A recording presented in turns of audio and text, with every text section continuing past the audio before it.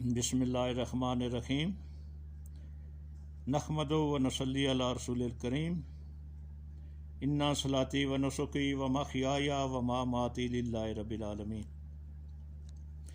میں خادم علی افسر دربار عالیہ موڑا شریف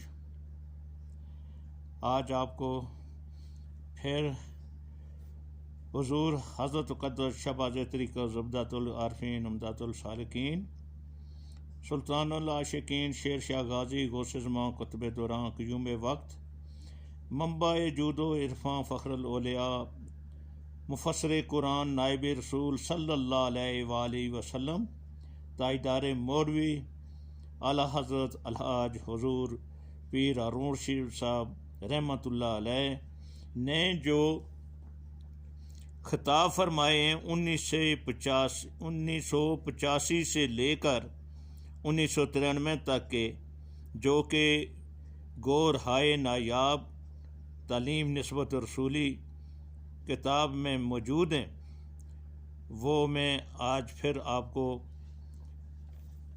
پڑھ کر سناتا ہوں، جو کہ 23 مارچ 1985 کا بیان ہے۔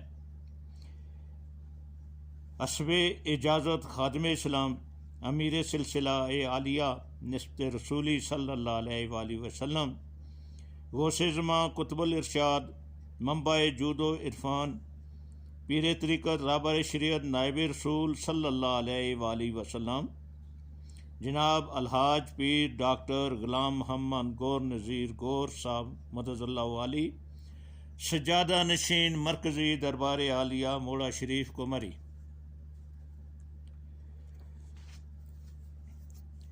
بسم اللہ الرحمن الرحیم فنعم المولا و نعم النصیر۔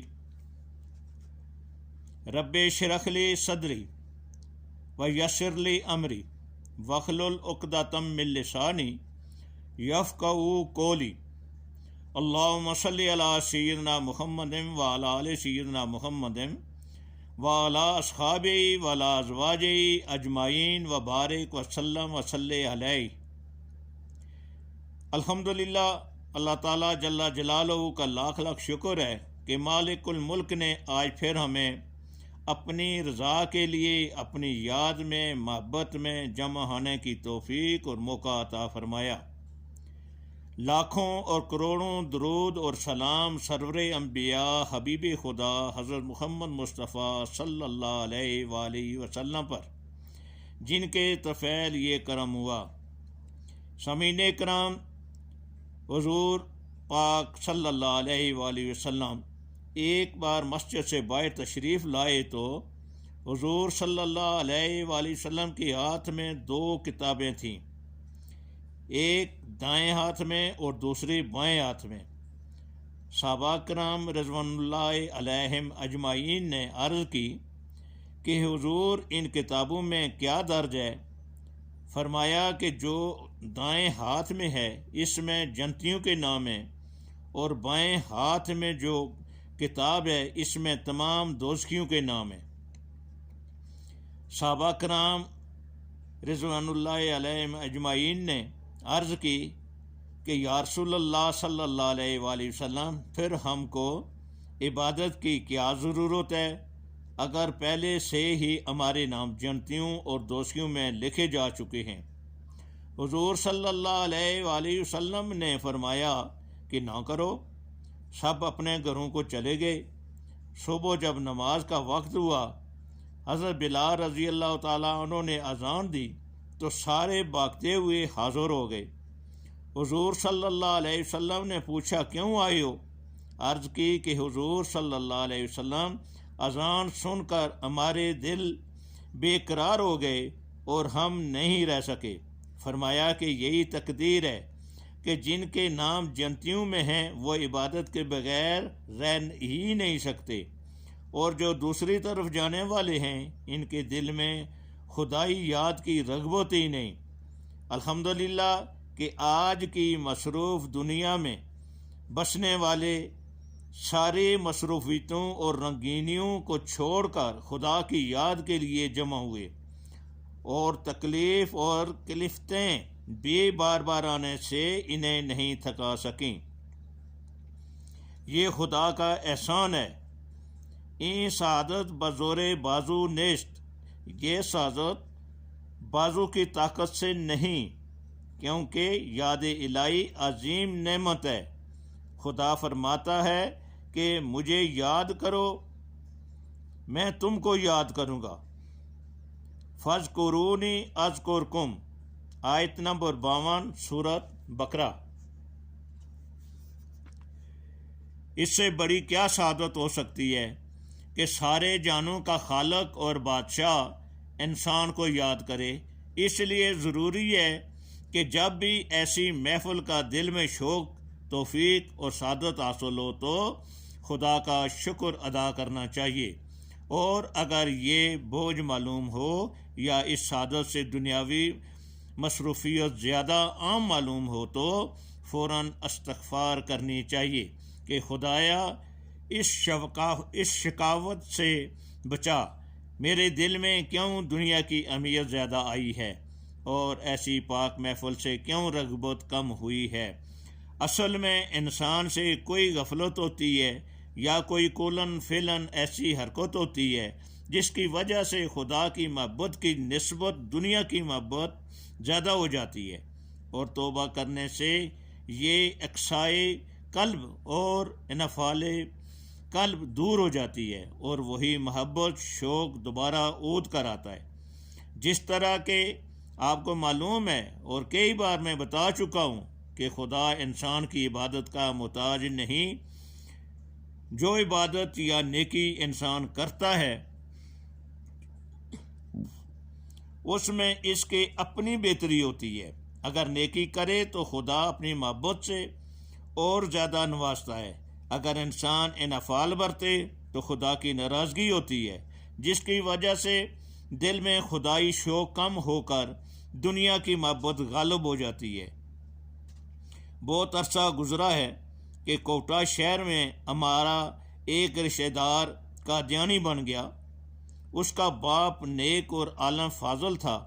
وہ خفا ہوا اور اپنے لڑکے کو بہت سمجھایا، یہاں تک کہ بہت جود و کوب بھی کیا، مگر وہ باز نہ آیا۔ آخر اس شخص نے قادیان میں لکھا کہ میرا باپ مجھے بہت تنگ کرتا ہے اور وہ عالم ہے، آپ کوئی عالم بھیجیں جو میرے باپ کو سمجھائے۔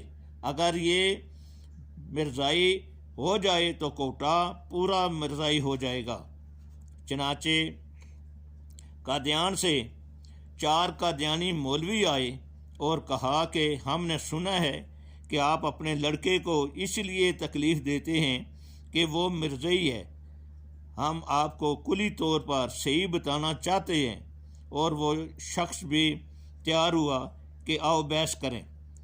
مولویوں نے کہا کہ اب شام ہو گئی ہے، کل صبح بحث کریں گے، اب صرف اتنی دعا کرتے ہیں کہ اگر تم صحیح ہو تو ہم اپنے مذہب کو چھوڑ دیں گے، اور اگر ہم صحیح ہیں تو تم مرزائی بن جاؤ۔ اس شخص نے ان کے ساتھ مل کر یہی دعا کی۔